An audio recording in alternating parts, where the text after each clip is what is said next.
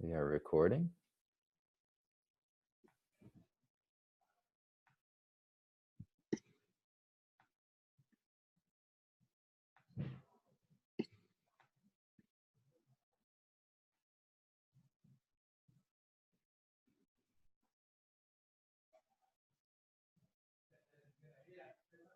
And we are now broadcasting.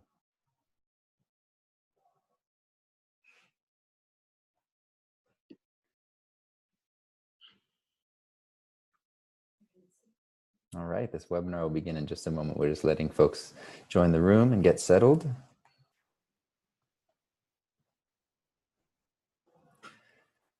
Hello and welcome to everybody. Thank you for joining this webinar today on how to get media attention for your community project with Tom Llewellyn of Shareable. My name is Nils Paulson with Transition US, and I will be your host. Before we get started though, I would like to make a few brief announcements. First of all, this webinar is sponsored by Transition US, National Hub for the International Transition Towns Movement, which is actively building community resilience from the bottom up in thousands of communities all over the world. You can learn more about us, find a transition initiative near you, sign up for our e-newsletter and donate to support programs like this one on our website at transitionus.org. Next, I want to tell you about a few other upcoming events that you might be interested in. We've got one coming up on igniting the local food revolution. You can find more information about all of these at transitionus.org and also on our Facebook page, Transition US. Finally, just a couple of things about this webinar format and platform. This webinar will run for approximately 75 minutes, beginning with some introductory remarks by our presenter, followed by Q&A. This webinar will be recorded and shared on the Transition US YouTube channel within the next few days. We are also currently streaming via Facebook Live, so hello to everybody joining us on Facebook Live today. We are also using Zoom, so several of our participants are logged in via Zoom. And for those of you who are on the Zoom webinar, you'll have the opportunity to participate in Q&A. So if you click the Q&A button at the bottom of your screen, you can submit a question anytime. There's also a chat feature down there, so you can participate in the chat. Through this webinar, raise your hand anytime to ask a question. I think Tom's going to have an initial sort of presentation for however long it goes, 45 minutes or so, but give us your questions during that time and we can make sure that they get responded to. Also, during the Q&A portion at the end, if you want to raise your hand, we can promote you to a panelist and we can share your video as well. You can share your comment live on the air.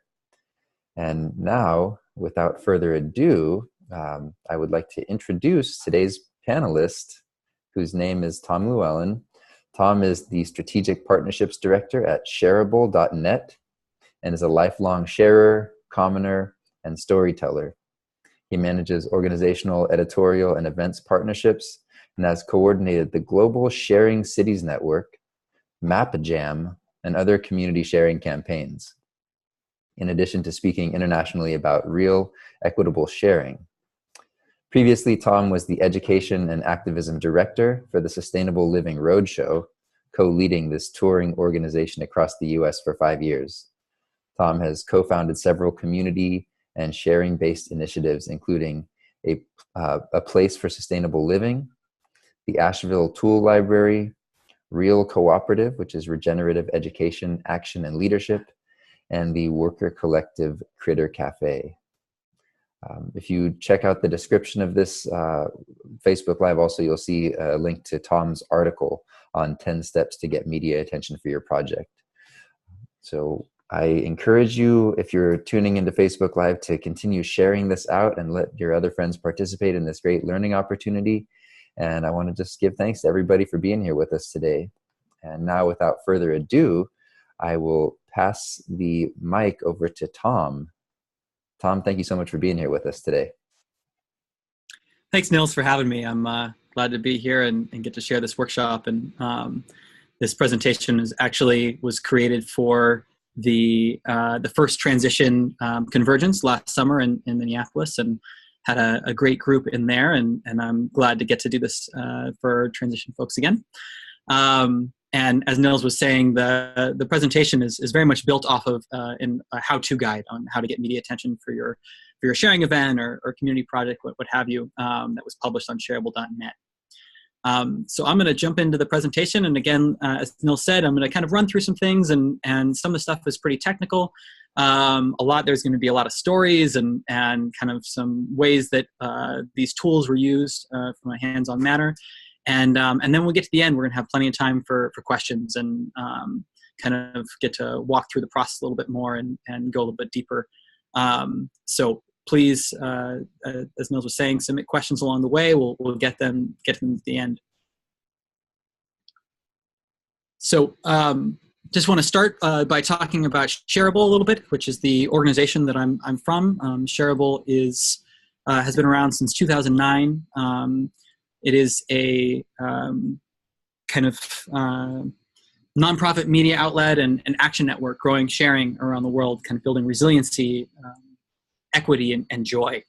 And we do that through partnering with lots of different organizations, including Transition US, around the world to tell these stories and to go a little bit deeper and work with community organizers and those that are starting interesting projects like tool libraries and time banks and work around cooperatives. And we've helped to foster the growth of about 50 different hit sharing initiatives globally up to this point.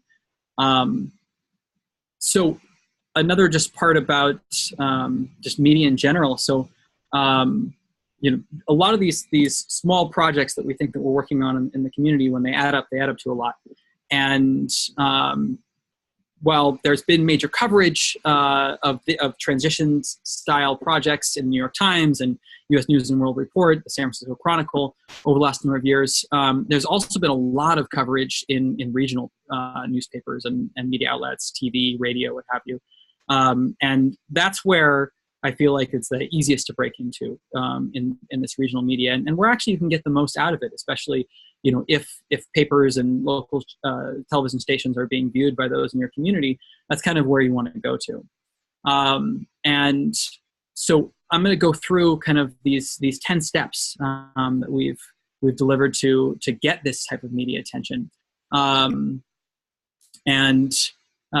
this, like I was saying, this is kind of we do this work at Shareable for ourselves, but then a lot of this work that I've been doing has come from my own projects that I've worked on: the Asheville Tool Library, Place for Sustainable Living, the Sustainable Living Roadshow, actions around GMO labeling and other things like that, where I've been put in a position to be a media coordinator for much of those things. So I think just to start, looking at the various different types of media, as I was saying, there's print, radio, and TV. These are kind of the classical kind of mainstream media outlets. And there is a shift with a lot more media coming from blogs and podcasts, videos on YouTube, and social media being in a whole nother nut that I'm not going to crack very much today. It's something that's shifting around. So I'm really going to be focusing on how to get into the kind of primary news outlets. Again, print, radio, and TV, and telling a number of different stories of similar projects that potentially to the ones that you're working on and how they've achieved that. So I think really what it's starting with is, what is the story? What is it that you're trying to tell? What are you trying to achieve from the media attention you might be getting around a project or some sort of a campaign or action that you're working on? What is it that you're hoping that the media is going to tell the story so that people that are not at the event are going to take away from? What are they going to learn? What are they going to be compelled to do? What are they going to find out that's going on that's going to make them want to get involved? And how are you going to push the needle if for some reason you're running some sort of a campaign, you're trying to change something? What is it that's going to accomplish your goals? And so that framing is really, really important, and it's something that that I've spent a fair amount of time on, and one thing that I like to do is to write what that end story is ahead of time, to as a personally or as a group that I'm working on, whatever project or campaign, to write out what that ideal news story is. And then once I have that framed, I like to go back and work backwards on designing the event or the campaign or the action, whatever it is, to be able to tell that story, so that when the media shows up, they're able to be compelled to tell the story you want them to. And I'll get into a little bit later. I'll tell some examples of that once I've kind of gone through some of these other steps. But that framing is really, really important, because if you don't know what that story is, it's very unlikely that some reporter is going to be able to tell that story. So the onus is on you. Kind of the next step would, and this is, we're going to get into kind of the nitty gritty of just what it is, how to interact with the media. And the first step really is to create a press list, to find out who are your regional media outlets. What is their contact information? And oftentimes some of these things already exist, either from previous projects. Oftentimes there are local nonprofits that have already done this work that you can reach out to and ask them for their list, and they might just go ahead and give it to you. The other thing is that there's a lot of turnover in media. I think probably now more than in many years past. And so these lists need to be constantly be updated to make sure they're relevant. But starting with that list is really important. What's the low-hanging fruit? All the different kind of community and events calendars. But make a spreadsheet and put all the contact information, the email addresses, what the web links are for those things. Find out, how far in advance you have to submit calendar activities to make sure that they're able to get in there in an appropriate timeline to be able to drive people towards your event or project or that sort of thing. And to do some thinking about, how people are getting their news in the community. Are people getting it from a couple of local television stations? Are people actually reading their city newspaper? Are they getting it from a weekly? Are they getting it from these online forums? What have you?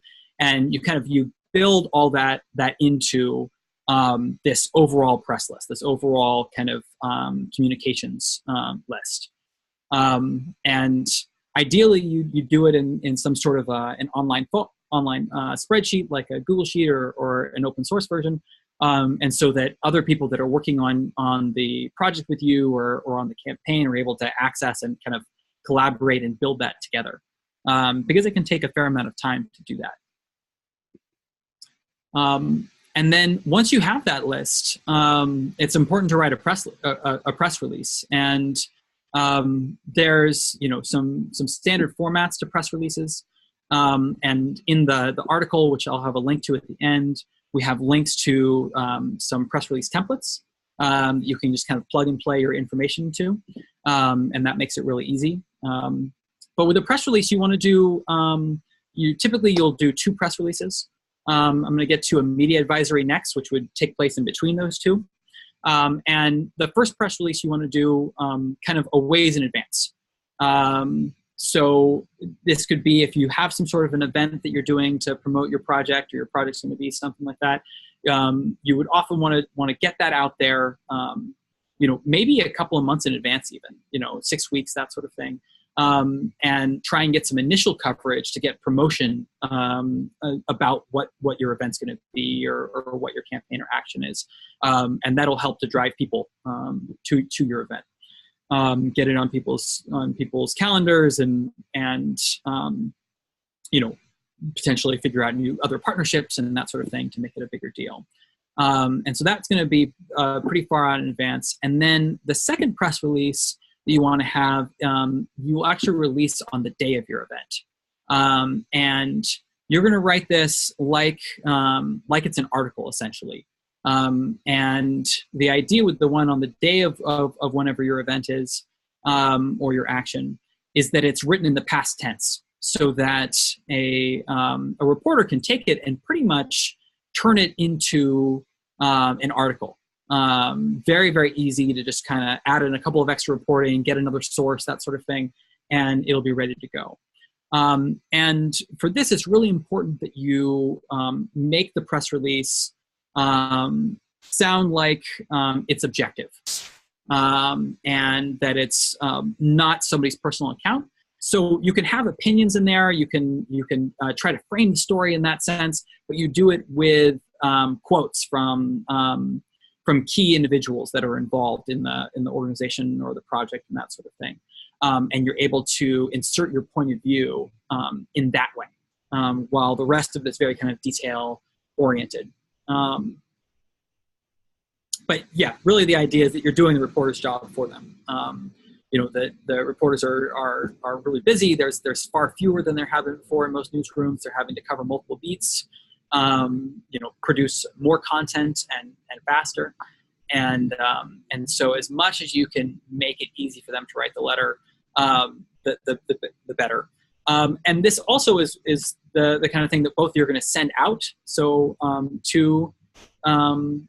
to the press, but you're also going to have on hand, at the day of your event or your action, to be able to hand them directly to reporters. And again, this is a way of you getting to tell the story how you've framed it to begin with.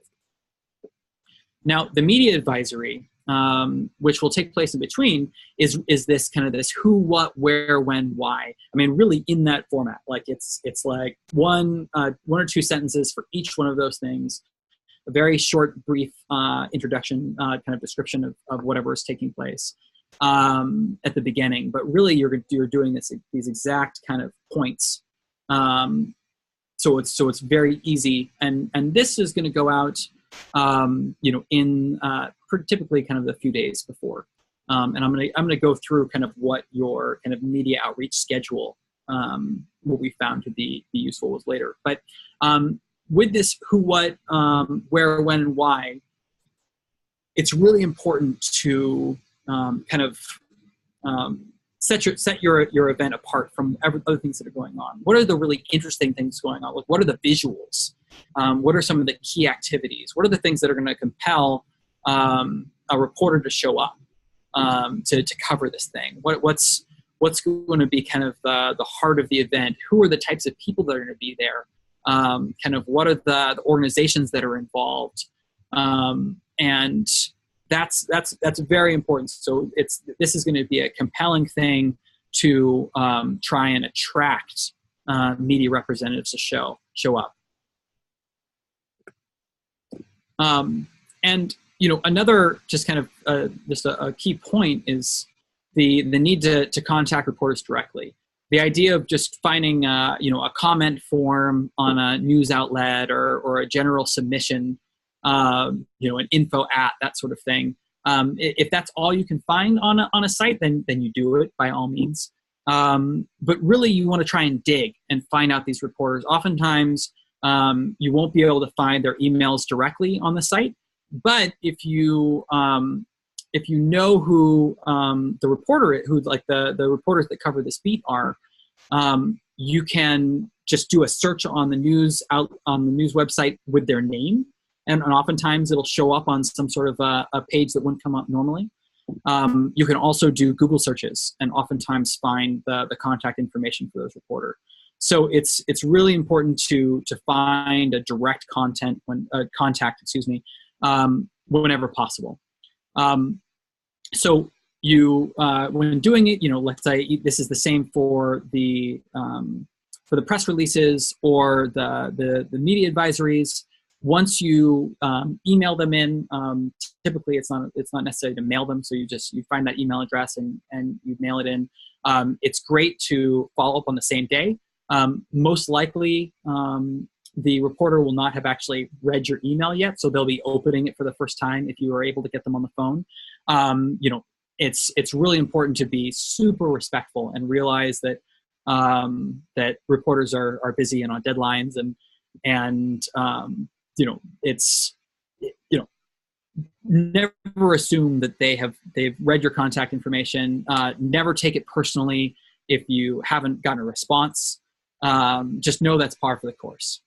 And so, so it's really important to, like I said, to follow up as soon as you've emailed, that same day, within typically a few hours. It's not the kind of thing you send an email and then, 5 minutes later you call up and say, oh, have you read my thing yet? Because they won't. So give it a few hours. It's good to send them in the morning, follow up in the late morning or early afternoon.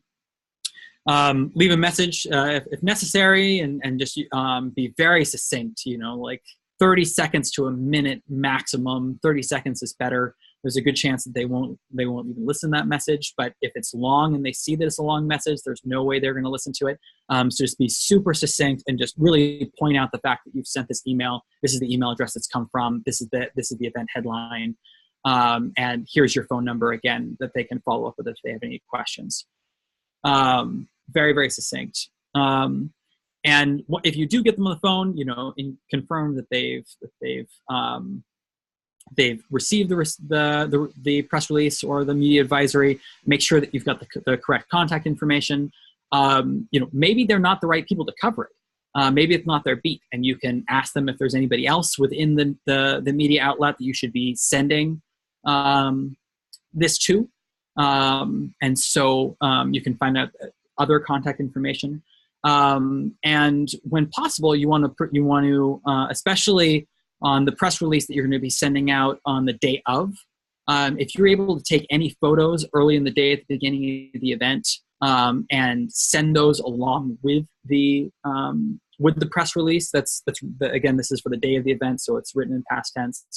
Or if this is to promote a product that you're launching, a tool library, a time bank, some sort of a community resilience project, it's really important to send high quality professional photos along with that, because oftentimes they're not going to be able to send a photographer out to that event or to that. So you'll want to, like I said, as much as possible, you're helping to do to write this story. You're providing the assets that are necessary. And over time, it's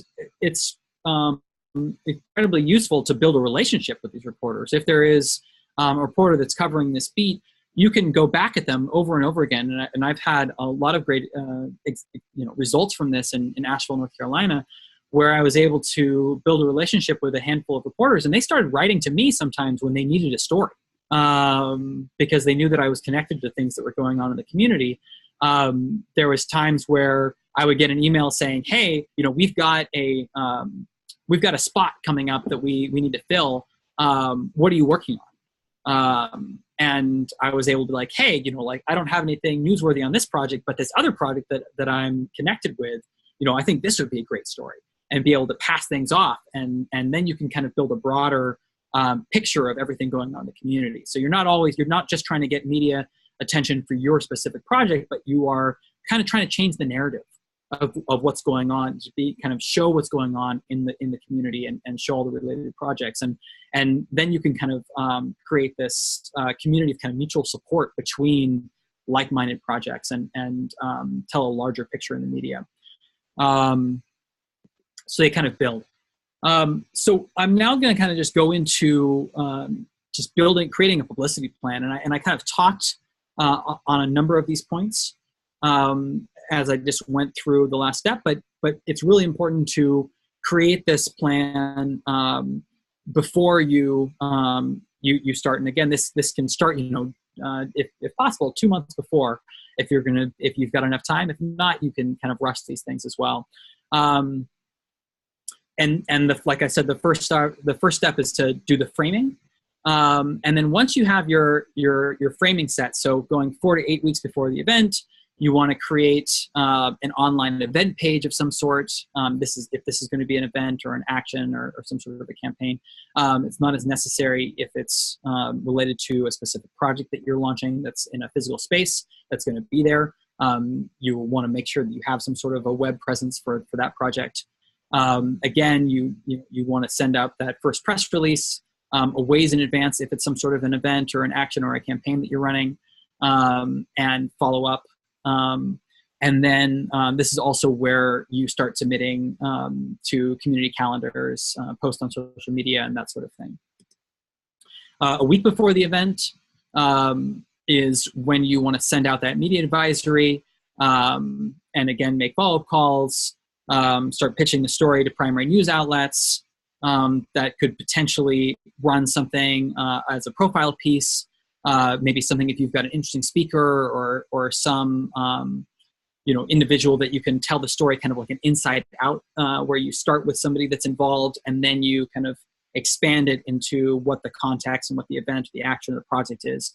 And so if you can get some sort of a piece in the paper a few days before the event, that can be also a big push. And then again, 2 to 3 days before, you resend the advisory to make sure that they're on the advisory. If this is an event that you're trying to get somebody to reporter to show up to, this is a great opportunity to reconnect with them and to confirm if they're going to be, to ask them if they're going to be able to show up to your event. And oftentimes they'll say, yes, I'm planning to. Maybe they'll show up or maybe they won't. But you can start to create a list of a media list of who you think is going to be there. And if you designate a media liaison, which I'm going to get to in a minute, then they know, they've got an idea of who's coming. They know who to look for, who those reporters are. I've done this well sometimes, and I've also done this not well at all. And told a whole story to a reporter without realizing who they were from. And sometimes it's important to kind of frame your story to depending on the outlet. Then again, on the day of the event, so I was saying you want to prepare a media sign-in sheet if possible, so you can track the journalists that are there. Maybe they're not going to sign in themselves, but you can, whoever your media liaison is, they're going to be tracking that, the name of the person there, the outlet, their email, the phone number if possible, so you can check off who's there. Again, on the day of the event is when you send off that second press release written in the past tense, and send pictures and different things like that if you can. And if you have enough material ready to create a press kit with brochures about your project or your event or your campaign or the thing that you're doing, kind of brochures, pictures, background information, that can be useful as well. And again, I'm going through this really fast, but we're going to have lots of time for questions, and this is being recorded, and all these different points are also in that guide that I was talking about. Prepping spokespeople. If you're going to have media showing up, it's really important to make sure that you have a certain number of people which are designated to speak on behalf of your organization or your project or the campaign. And so having a list of talking points is really important. What are your objectives? If in this context, what is transition? Having some kind of background information is really important. And anything that you want the media to know. So having that set is there. Avoid using jargon, and try and be really basic. If it's, imagine you're talking to somebody that has never heard anything about what you're talking about at all. And how are you telling that story?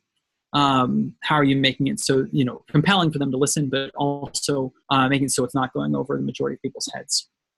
And you'll want to make sure that you designate who those spokespeople are ahead of the event, and make sure they memorize those talking points. They're not going to be able to have the talking point sheet, and of course that you're able to kind of riff off them. You don't have to say them like a robot word for word, but having a general idea, what is that, if there is key language, making sure that's represented, and can be kind of delivered in short talking points.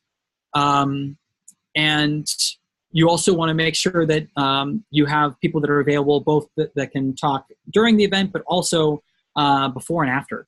Who are those contacts? If there's follow-up interviews that are coming out of it, if there's follow stories, making sure there's people that are available. And then just being really, really mindful of the fact that anything you say to a reporter can make it, whether they're recording it at the moment or taking down on paper, unless you specifically say something is off the record, then it can make it into the report. And even if you say it's off the record, sometimes it still can. So you have to be really careful about your language and knowing who you're talking to.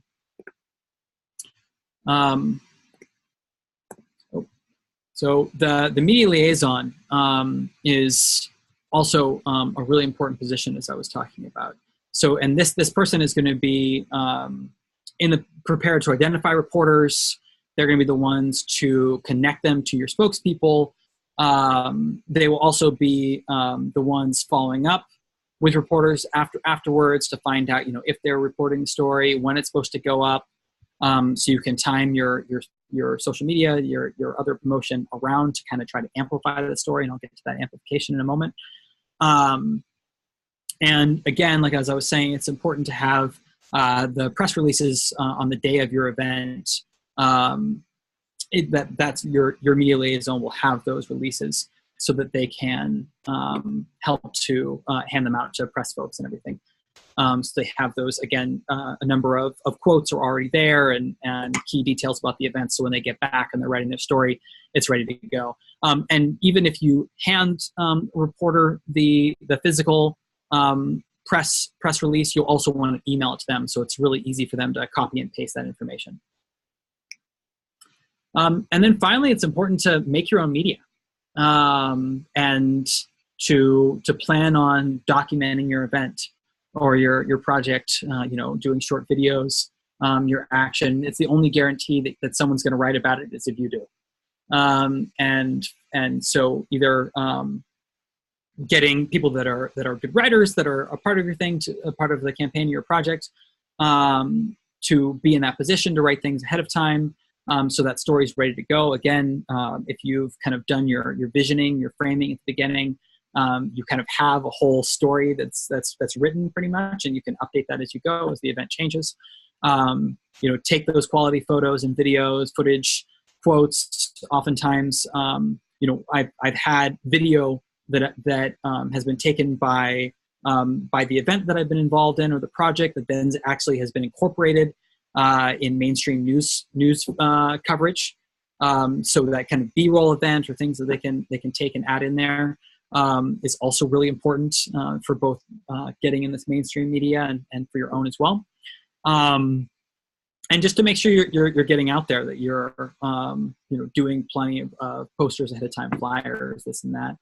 Letters to the editor are a great way to get in papers early as well, if there's some sort of a story that's related at all. So being topical is also really helpful, and just making sure that people are able to follow up and making sure you have some sort of a website or email where people can get in contact and learn more about whatever you're doing.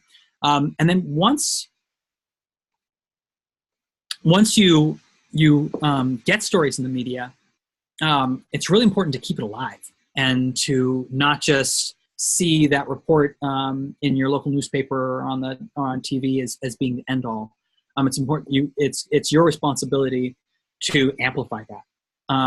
And oftentimes, if something is reported in a newspaper, it's much more likely to get picked up by a TV or radio. And just one great example is on the tool library that I was working on in Asheville, North Carolina. We got a great story. It really built where first we got a story in the weekly, and then after we'd gotten the story in the weekly, a little while later, we got a story in the main Asheville newspaper and the Citizen Times. And then that story got picked up by ABC News, and they then contacted me because we sent that around, and they wanted to do a TV spot. And so then we were able to do a TV spot in the evening news. And all these things kind of built on top of each other, and we were able to kind of leverage the media coverage we got along the way to get into new and larger outlets.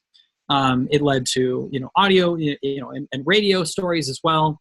And we were able to build a relationship with these reporters. And so when the tool library then ended, or excuse me, then opened, not ended, when we finally opened the tool library, we're able to go back to all those outlets and get an additional round of coverage. So building that, and then also, helping to promote all these different stories in social media, and reaching out to various partner organizations, to friends. Never expect that when you post something on social media, it's gonna go viral, or it's gonna go out by itself.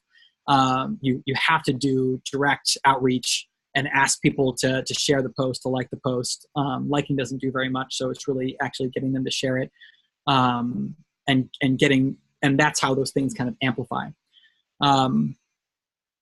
So I'm just gonna say right here, and so that's kind of the kind of the core of those kind of 10 steps.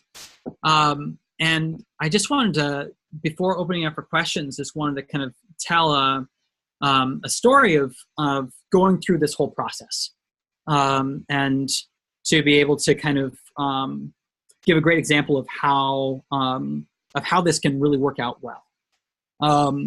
And the story I'll tell is about a campaign that I was working on back in 2013, and it was based around kind of food access and GMO labeling. And I was originally hired to do an action and campaign called the Michael Taylor Takeover. And I say Michael Taylor, and most people are saying, "Who's Michael Taylor?" Exactly. It was very aggressive. The framing of it, most people didn't know who Michael Taylor was. He, just for background, he used to work for Monsanto for many years, and then he came and he got the substantially equivalent labeling or jargon to make it so that GMOs would be approved without any major testing. He then went back to Monsanto. He went to the USDA and got bovine growth hormone approved. Went back to Monsanto. Then he came and he was the chief lobbyist for them. And then Obama made him the chief national food safety czar.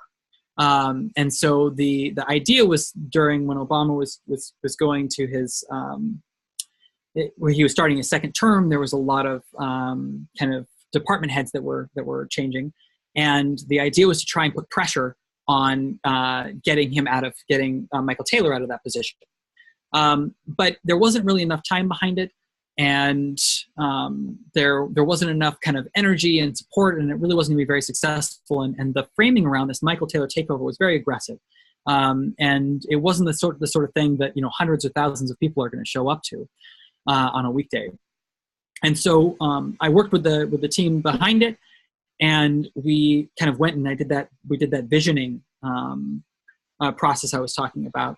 And we came up with what our end story was, and we worked backwards. And what we ended up coming up with was, instead of doing this very aggressive language, we did an eat-in at the FDA, and it was a very kind of a positive thing. And we decided that we wanted this story to come out around kind of why people were concerned about GMOs, kind of what the issues were around food nationally, with food deserts and lack of access. And the need to change policy, and so we kind of we wrote this whole story and writing, thinking about who the various actors were nationally, like who all the different those that were concerned, and then we designed the whole action to be able to tell that story. And on the day of, after sending out the press releases ahead of time, doing the media advisories, having our media liaison, having our spokespeople, we were able to get about 500 people came to the event at the FDA and outside of Washington, D.C. from 14 different states. We were able to, to coordinate transportation and everything to bring all these people there.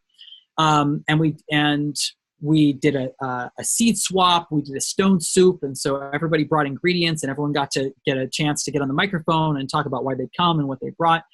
And as a result, we ended up getting some amazing media coverage, and we had ABC News showed up, and Russian television, a number of different independent news outlets showed up, and a number of major news reporters.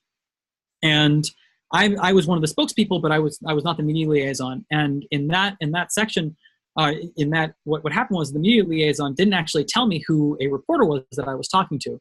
And I spent about half an hour with this reporter when there was kind of a lull in the event, and told him the whole story. And I had already, because I'd had that story framed, I knew what that story that I wanted to be told, and I laid out the whole story. And we got a little bit of an argument about a couple of points, but for the most part, like, he all of a sudden understood, and the event was being done in partnership with Occupy Monsanto.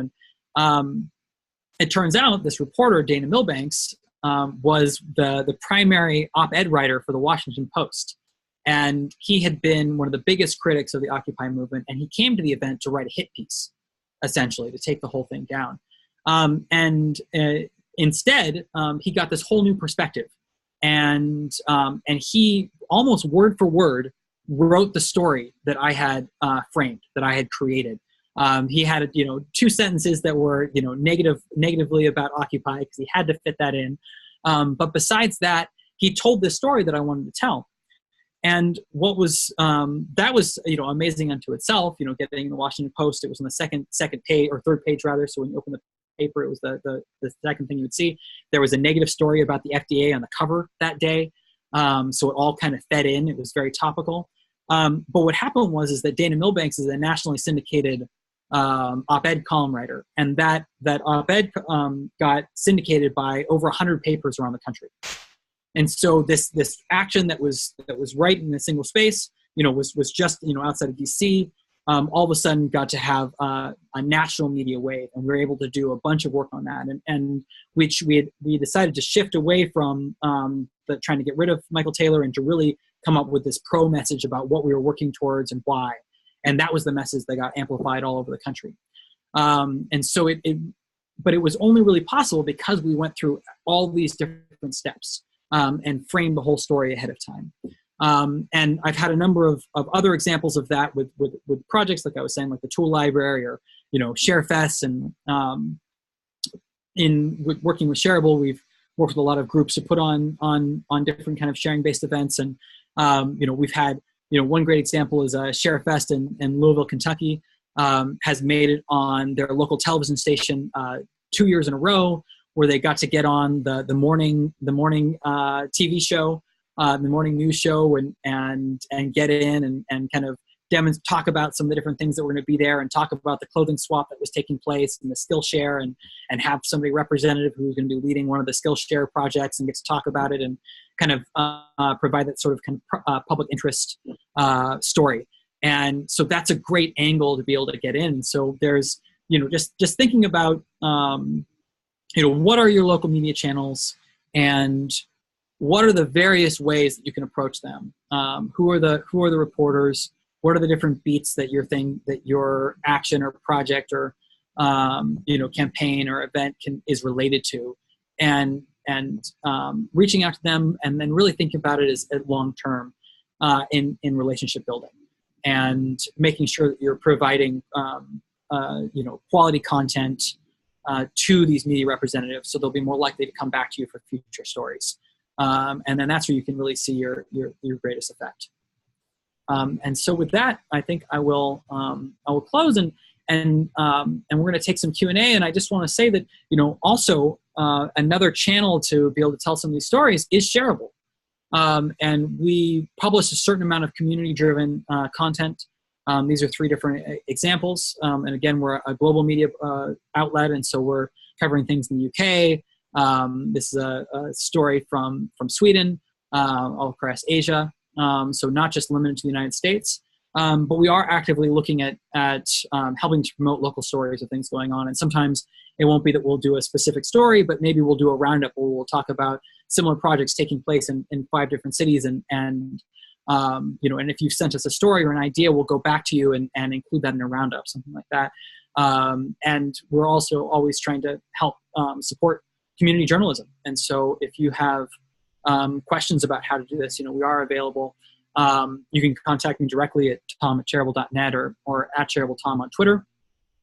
We've got our weekly newsletter on Shareable, and we also have this, like I was talking about, this guide 10 steps to get media for your sharing event, which goes through all these different steps, and they're relevant to if it's a project or an action or a campaign.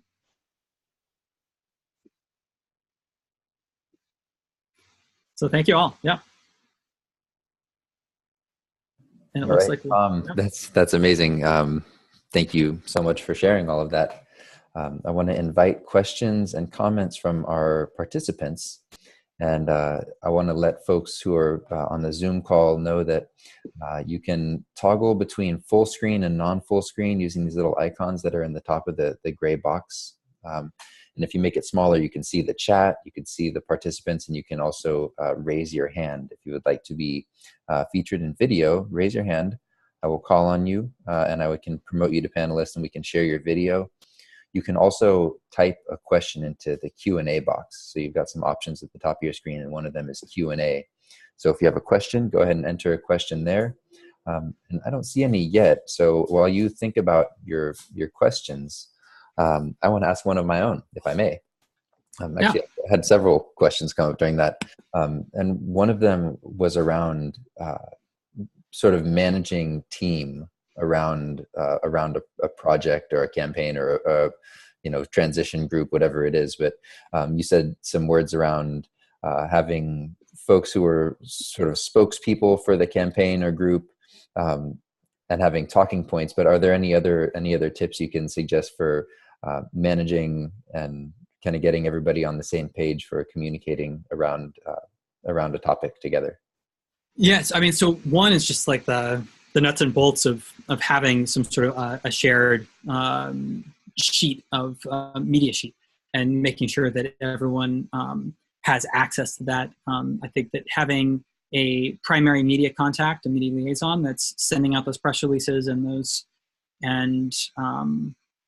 media advisories, regularly having one person, if possible, being the point person for the media. And it doesn't have to be the same, it doesn't have to be, and maybe it shouldn't be the same person every time.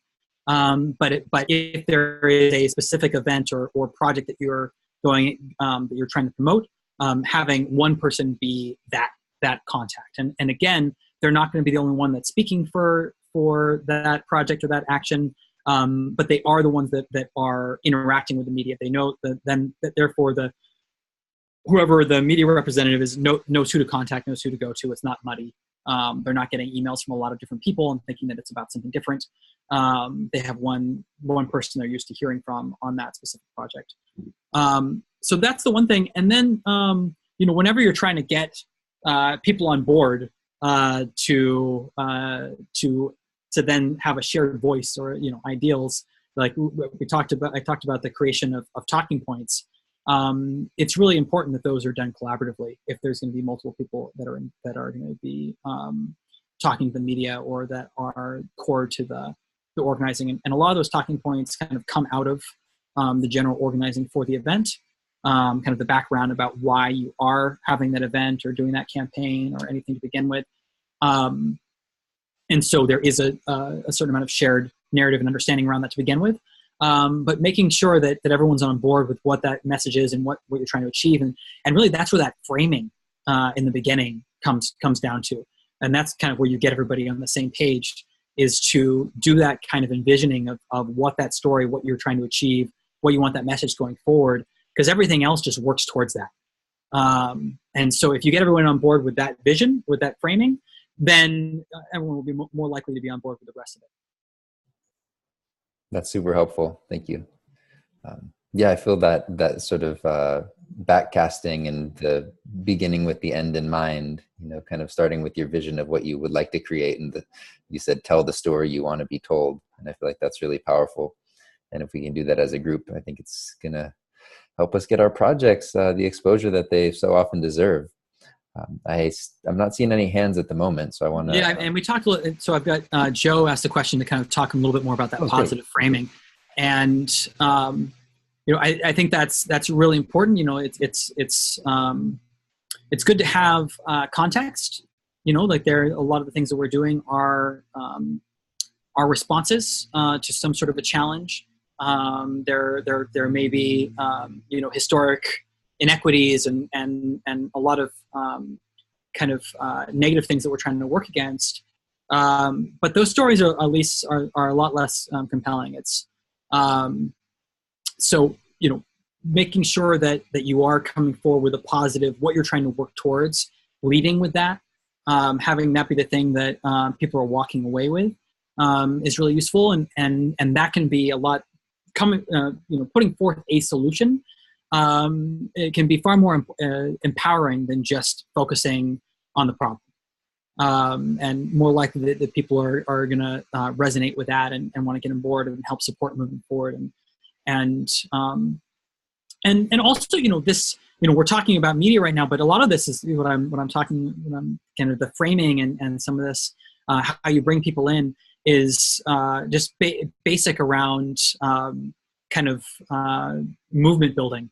You know, how do you, like, that was one of the things with the Eden at the FDA, was that not only were we trying to get out in the media, but also we were trying to empower everyone that showed up to become ambassadors. You know, we talk about, you know, preaching the choir, but at some point in time you need the choir to sing, and can't just have the choir standing around. The choir standing around. So a lot of the organizational and design went into not only getting out to the larger media, but also having all those people that came become ambassadors.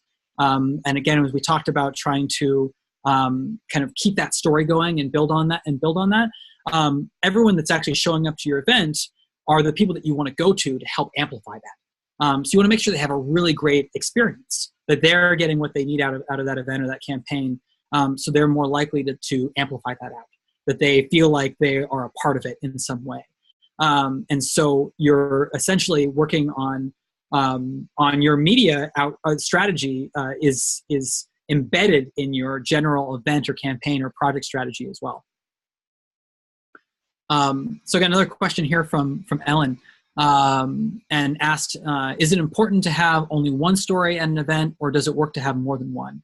And you can absolutely have more than one story. If there are, you know, again, there's some sort of a, you know, something you're trying to achieve, and you want to make sure that that's embedded in these stories. But as I was kind of talking about, as I mentioned earlier, like one of the things that you can try and go for before the event is to offer up, you know, some kind of key representative, a speaker, and you know, something, some kind of a compelling side part of the event, something that's involved, whatever. You can build multiple stories around that. You can tell different narratives, and oftentimes it's important to pitch different stories to different outlets. There will be, and especially when it comes to different reporters at different outlets, who have a specific beat, and to frame that, it's really, and as I was talking about before, like, you know, I may have told the story different to Dana Milbanks. I didn't. I mean, I'm really glad I told the story the way that I did. I probably would have been more nervous if I knew that he was the op-ed reporter from the Washington Post, as opposed to an independent journalist that I just been talking to a moment ago with a smaller reach. But it is really important, if you're telling a story to Fox News, or you're telling it to ABC, or telling it to KPFA, or, you know, to a local media outlet, you're going to frame the story slightly different. So there's that framing aspect is important to know, but then also you may be putting forth a different part of the story. So definitely can have multiple types of stories coming out of one place, and also, you know, as you're trying to keep that story alive afterwards, then you've got a hook. You can have multiple hooks that you can tell. You know, this week we're going to talk about this aspect of the event, or this project, this campaign. Next week we're going to talk about a different one, and you can kind of keep that story going through telling multiple stories.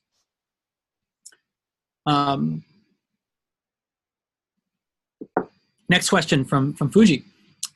With a diverse campaign, meaning lots of people from various walks of life and politics, is it good to have different voices, or should we really be trying to have only one message? So it can be really difficult if you have lots of disparate messages coming out of an event. And if you do that, then I would put the framing, I would bring that front and center and talk about all the different people that are there and all the different perspectives of people that have all come together that are either working on a project or that are concerned about this issue or anything like that. So use those diverse opinions and ideals to your advantage. Go front and center and not kind of be caught off guard by them. If you tell one story and have a reporter say, oh, well, like these other people over here are having this completely different point of view. It seems like you guys are all over the place. You don't know what you're talking about. You can't all agree. So I would get out in front of that if that was the case. I think that it's really important to have a diverse set of spokespeople. So again, you've got your media liaison that's actually interacting with the media. But then if you have a campaign or a project or something like that, you want to make sure that you are putting forward all the different kind of points of view, the types of people that are involved, that are concerned about it, as Vail makes sure there's quotes coming from different people, different types of people, that sort of thing. So it's not looking like it's a single group's issue, a single demographic, and you're really painting the picture of what's there. Would like to, so I think that's something that's important to do. And I'll kind of leave it at that point. Got another question from Sarah, and again, we're kind of going through this quickly, but thank you all for adding up so many questions. This is great on the Q&A. Sarah asks, how to sustain and reward the work of communicators? While everyone recognizes the importance of better communicating the events and having more visibility, the task often is pushed as a hot potato to a few volunteers of always using a metaphor for the Spanish book, Manual de Comunicación para la Ciudadanía, just lost in the question, or organizada. So I was wondering if you have any tips for budgeting and rewarding this important work. So it's absolutely an important task, and as Sarah said, it can kind of get punted back and forth. If there's money going towards the campaign and or the project or anything else like that, then it is important to budget for that role. I mean, a lot of the projects that groups in transition and working in community projects don't always have a budget, or have a very small budget for just key operations. And so there can be not a lot of money to go towards that.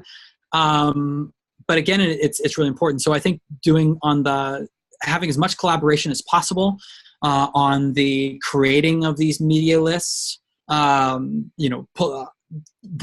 really key. The role of reaching out to reporters can be separated from the posting on community calendars and social media and all that. It doesn't all have to be a single person.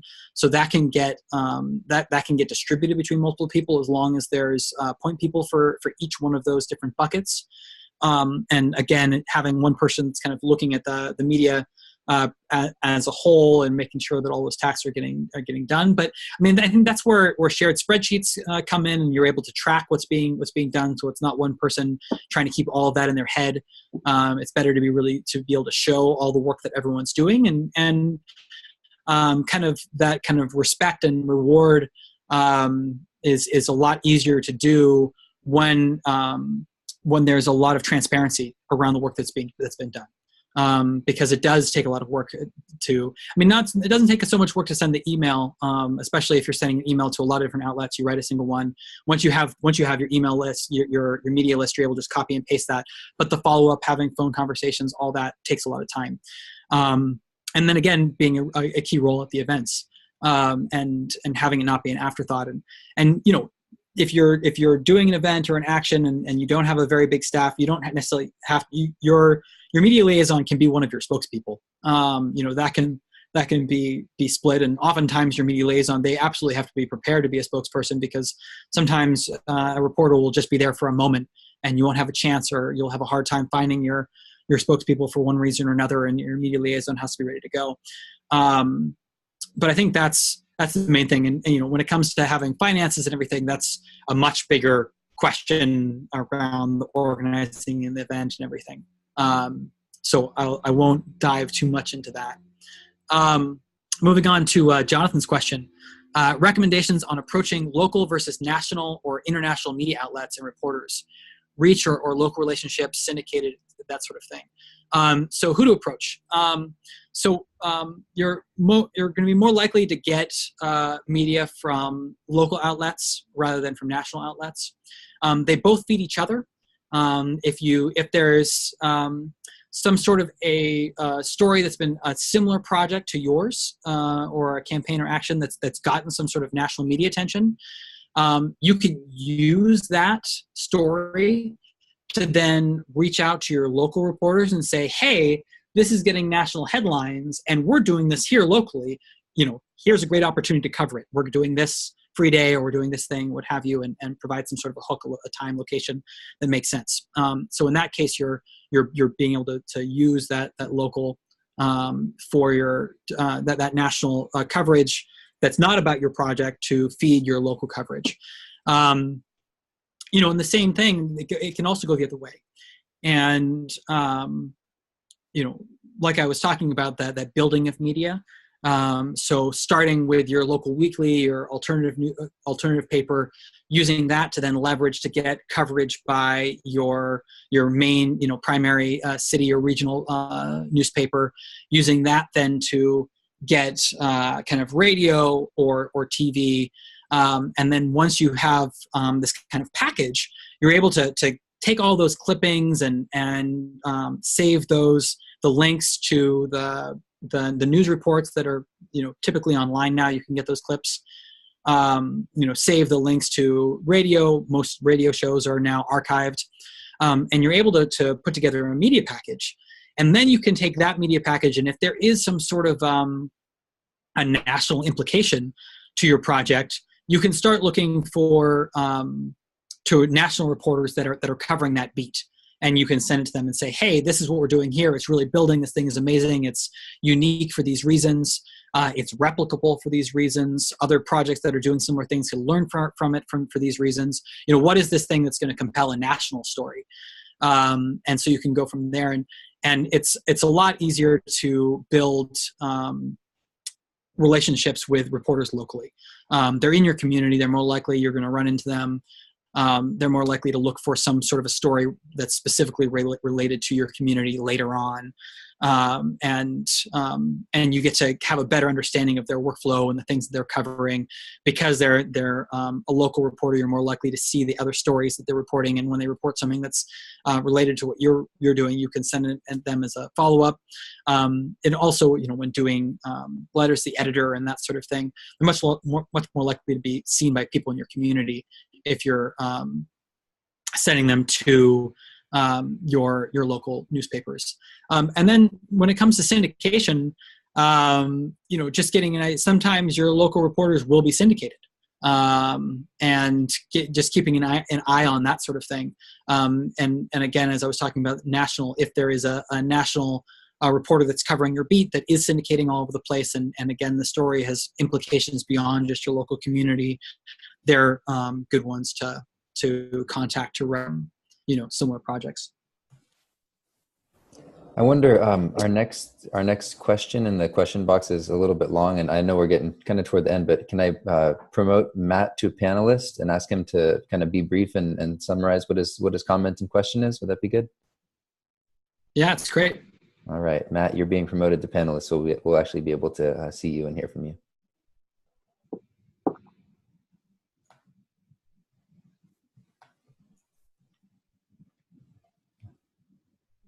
All right, we got you. You're live. You hear me? Yep. Good. Okay, great. So maybe my question's a little off topic, but it has to do with the idea of creating kind of a local news hub, kind of a grassroots outside of the existing media system. And I think podcasts are really an interesting way to do that. And, you could also, of course, you could interview local change agents, especially around growing food, time banks issues, things like that, and then post it to a website where there could be commentary after that. And I think just the idea of kind of grassroots media below all this, it might be an interesting starting point as well. Thanks. Yeah, thanks, Matt. Just to kind of jump on that, I think that's super important to kind of have all the local actors that are kind of working on similar things from different perspectives, and whenever you can bring people together like that, and is it some sort of, as a mastermind meetings that are recorded, video, anything like that, that's of course good. And then, as I was talking about the idea of kind of passing media back and forth, examples in Asheville where I've had a reporter come to me and ask for a story, and I didn't have a great story, a great hook at that moment for something. There wasn't something that was new from but I knew about other projects that were in the community that could have been part of that circle like you're talking about, to point them to. And then the idea of making your own media is absolutely important.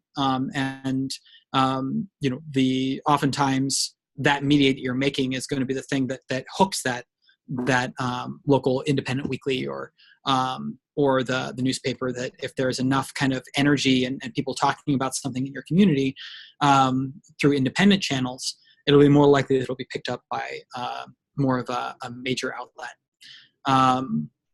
So that's a great place to start, and it's kind of one of the most important places to start is making your own media before you can expect larger media outlets to come together. And again, that's where that framing, that figuring out what that story is, what you're trying to achieve, like the closing remarks from the great propaganda TV show of the 80s, G.I. Joe. At the end, the moral of the story is now you know, and knowing is half the battle. And figuring out what you're trying to achieve, both for your projects, but also for your media, getting that down, knowing that to begin with, is really the starting point. And once you have that down, all these other little steps, I mean, yeah, they're kind of nitty gritty. They're things that need to be done. But they're a lot easier than figuring out exactly what you're trying to achieve and being able to frame it in a digestible, understandable way. G.I. Joe. Okay, that was great. My last question, I want to give you an opportunity to wrap up in a moment here, but this kind of piggybacks off of that last question from Matt. But how do you most creatively and effectively play social media into this? Because I know some folks who put content out there through social media and it kind of just gets lost in the jumble. But I also know there are people who are working it in a really effective and useful way. So do you have any tips on that? I'm by no means a social media expert at all. I only got social media accounts because I had to initially when I started working with Shareable, and before that I was always super anti and stayed back, and probably I was better for it before. But the thing that I kind of touched on this a little bit earlier is that it's really important to lean on your community, on people that are interested in your project or your action, your campaign, to amplify on social media. If you, especially now with the changing algorithms on Facebook, if you're putting anything that's coming from an organization, it's very unlikely that anybody's going to see it at this point. Very, very unlikely. And the only way that people are going to see it is if others are actively sharing it. And so, you can get when you put something on Facebook or on Twitter, you can get a link for that post. And then you can share that link, by email to people in your community, people that are on your newsletter, people that are working on your campaign, and ask them to go to that link and to then share that post directly. And it's really that sharing that's going to be able to get it out there. So I mean that's for Facebook. That's retweeting. I've never used Snapchat or Instagram or any of these other ones. I've only used Twitter and Facebook. But it's the same concept of getting people to more than like right now. If just everyone comes and likes your thing on Facebook, it actually doesn't really do very much to be able to get it out to other people, especially with the new algorithms. You have to get people to share that. And we think about the amount of time, the headline or the main point should take a lot of time. You should put a lot of time into that.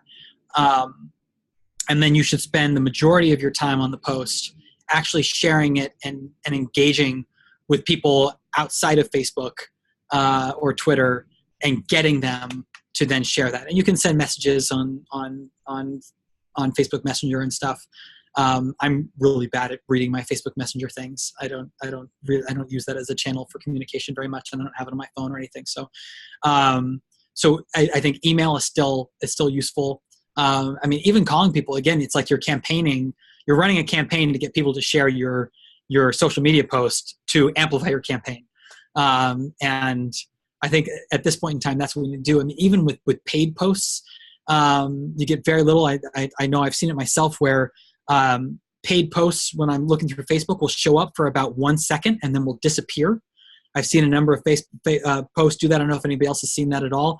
But those are then logged as views for paid posts, even though they were only there for a second and then disappeared. At first, I thought that it was because people were deleting their post. And then I would actually go back and find the post and just found out it's just part of the Facebook algorithm. So don't rely on any of these social media platforms on the back end of them to get your message out. You still have to rely on people. It's a channel, but it really is a people powered channel. And so engaging individuals in your network to get that out is the most important thing. Awesome. Wow, Tom, you've provided such wonderful and helpful information today. I just want to let participants know that I did post the link to your article on shareable.net and your 10 steps to get media for your sharing event. That's in the chat window on our Zoom. That's in the comments on our Facebook live video, which has now been at least viewed for a moment by 400 people, but hopefully that will continue to be shared out there. Yeah, just a lot of action steps for anyone who's working on a project. Create a press list, frame your message, write a press release, create a media advisory, contact reporters directly, create a publicity plan, prepare your spokespeople, designate a media liaison, make your own media, and keep the story alive. I feel like I'm going to be applying all of this in my work, and I'm sure I'm not alone with that. We've got just a couple of minutes here left, and I want to give you an opportunity, Tom, if you've got any closing remarks, things that you want to leave us with today, any last gems for us.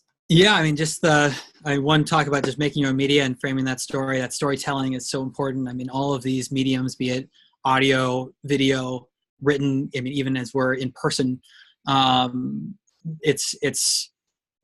really feel like everything is kind of built around story. I mean, our whole society is based on a story. The clothes that we're wearing, why I think these glasses look good on me.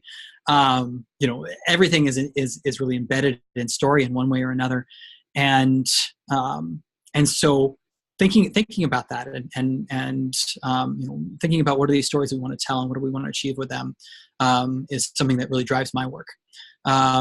So I'll leave that as the final nugget, is just really think about the power of the story. It really is there. It's the reason why we end up in wars and have moved mountains and built skyscrapers and eat the food that we do and build the community that we do. I mean, all this stuff around transition is a story. It's a story of a way we want to live, and also stories of the way that we don't necessarily want to live anymore. So thinking about those stories, thinking about the stories that are behind your work, and thinking about the stories that you're telling yourself. It's just really important. So that's the nugget. And again, we've got these resources online on shareable.net. We've got over 100 how-tos on how to run all kinds of different sharing projects. How-tos like this one, how to get 10 steps, how to get 10 steps to getting media attention for your sharing event. So again, we've got all kinds of resources on shareable.net. So I encourage you to go there. And then a very final pitch is that we have a brand new book coming out in 2 weeks called Sharing Cities, Activating the Urban Commons, which goes through about 137 different examples of ways that people are meeting their needs, city policies that can be replicated. And these examples are coming from over 80 cities from 137 countries. We've been working on this project for 2 years. And the book will be available for purchase in 2 weeks, as I said. right now you can get a free PDF of the book if you go to shareable.net /sharing-cities, and we can put that in the chat as well. And a free PDF on shareable.net. So I'll put that there in the chat, and we'll make that available as well. Encourage you to share it, and kind of talks about sharing cities, and also it's a really inspiring book with all kinds of great stories of what's possible. So I encourage you to download and share that link as well. That's really exciting, Tom. Congratulations on the book. We'll definitely look forward to sharing that out in Transition US Network. And if I do say so myself, you do look nice in those glasses. We're wrapping up the webinar at this point, so I wanted to take a moment just to say thank you, Tom, for sharing all those gems with us. Your enthusiasm is definitely contagious, and you're just like a great person to tune into and vibe with for an hour. I want to thank all of our participants today for coming. I'm in a moment going to turn everyone's video on and unmute everyone so we can all express our appreciation for Tom together and say goodbye to each other. Before I do that, I just want to let folks know that I will be sending you all a short follow-up survey by email by the end of today. So when you get this email, it takes 2 minutes if you'd be willing to give your feedback and help us improve this webinar series. We like to put out a couple offerings a month and share as much great, valuable information as we can at Transition US. So let us know how this has affected you and how we can improve it. So again, thank you all for taking the time to participate in this webinar today. I'm going to turn on everyone's video, unmute everyone so you can say your appreciations and goodbye. This will be live on our YouTube channel later today, and it is already currently live on our Facebook page, and I know it's going to be on the Shareable page as well. So yeah, we're definitely continuing to share this medicine out there. I'm going to unmute everybody right now. It'll just take a moment. I'm one by one promoting you to panelist. It's in the guide. If you don't want to be seen, you don't have to accept. If you're wearing your bathrobe and don't want to be seen right now, that's fine. But if you want to let us see your face, that's great. Give Tom a sense of who's been in the room. And you can start unmuting yourselves as well. Otherwise, I'll just unmute you all in a moment.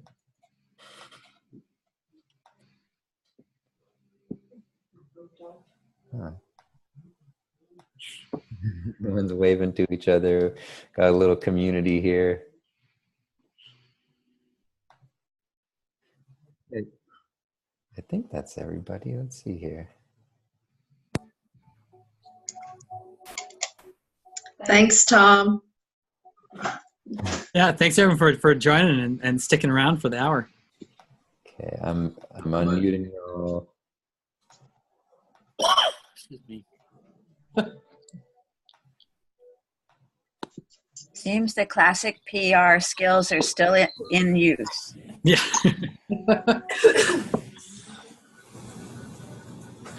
They are, but they're often ignored. So there's still a golden opportunity there for sharing. Tom is muted again.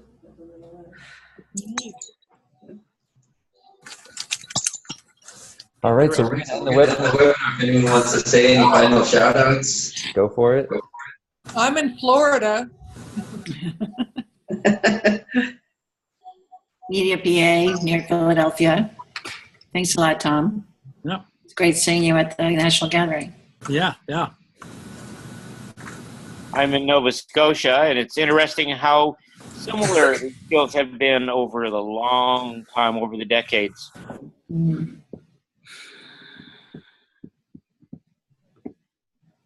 All right. all right. Well, we all get to see each other's faces. Thanks again, Tom. Thank you. Yeah, thank you, everyone. We'll end this webinar right now. Thank you again. Much Bye. respect. All.